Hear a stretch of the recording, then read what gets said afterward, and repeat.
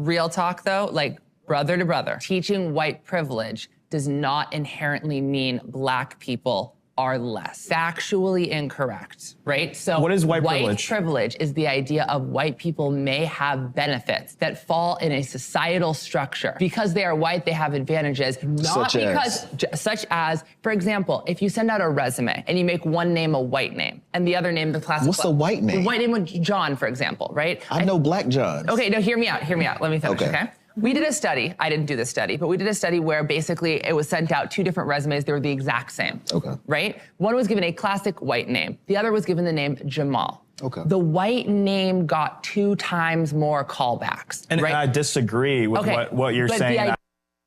All right, so this study, okay, first of all, yeah, the lipstick teacher, by the way, like, what foundation does he use? I'd like to know, like, give a girl some tips. Anyways, yeah, that's what they do. They'll say white privilege exists in America, and then they'll claim some study, right? Because we actually want an example. Give us an example, please.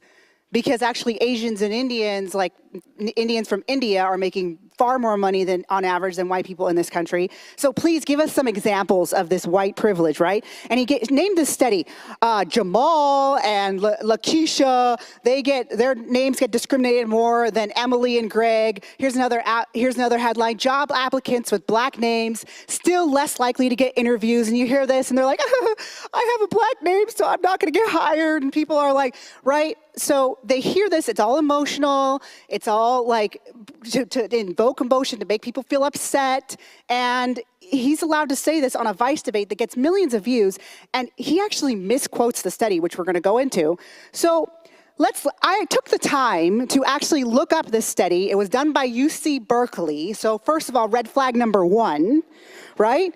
And then I also read the 100-page study. It was boring, but I read it, okay? Because I was like, I need to see the study because I don't want to just believe something and say, oh, white privilege doesn't exist when oh my gosh, black names are getting discriminated against. I don't want to, I don't want to worry about that. I mean, I want to be able to debunk that, but if it's true, I want to be able to say, okay, maybe it's true in this case.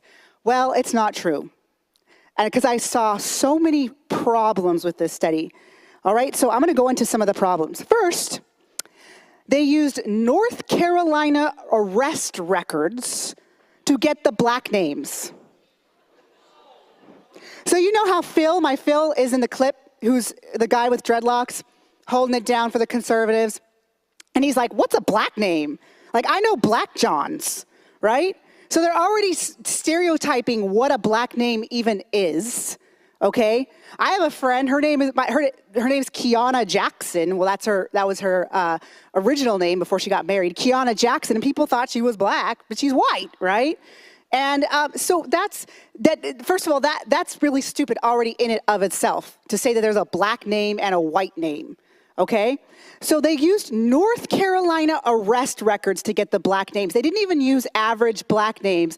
They used the people that are getting arrested in North Carolina with the name Tawanda. You can see that on there. And as the black names, and then for the white names, they used the Census Bureau. Why didn't they use that for the black names? Because they wanted to create a bias. They wanted to find these names that were a little more, for lack of a better word, ghetto sounding or whatever, okay? So they were already trying to front load the study to create a bias so that they could come back and be like, see, black names are being discriminated against. So North Carolina arrest records, problem number 1.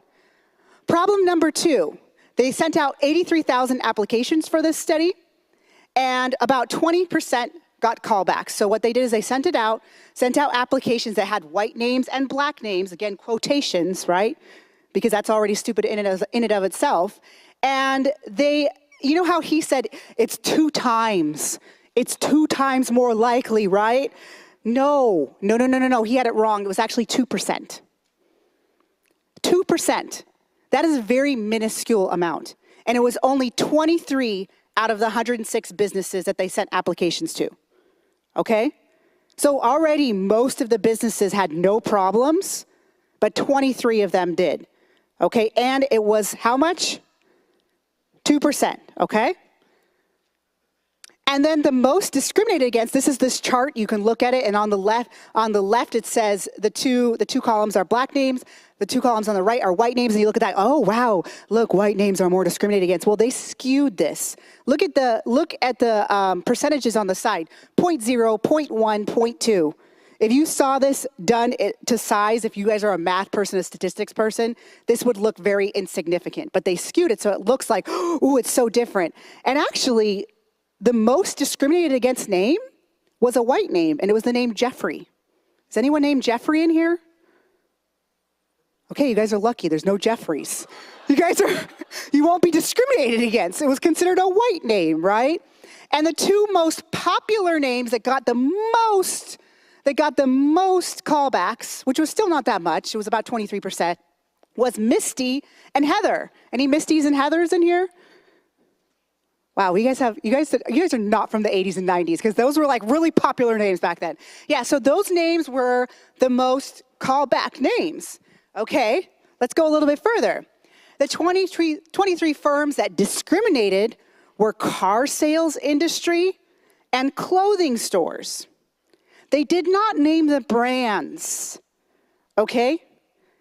So sometimes a Misty or a Heather is more likely to get hired to be because these were front desk, these were front of house, they were low positions that were like starting positions where you actually get to see the people, like the person that greets someone when they walk into the store. Sometimes some industries like Ford or whatever are trying to appeal to their customers. And so maybe Misty and Heather are more hired than Susan, because Misty and Heather sounds like maybe it's a more attractive woman, right? So that whole study is just completely based in lies. You have to look further at the truth, because they love to lie to you and put these emotions in you, like, oh my gosh, black names are being discriminated against, when it's only 2%. And then guess what? The last thing is, if someone put LGBTQ club on their application, it took that 2% away. Oh, they didn't. They're not going to say that. They're not going to say that LGBTQ actually get a little advantage. All right? So you have to make sure, and this is really important, that you share the truth.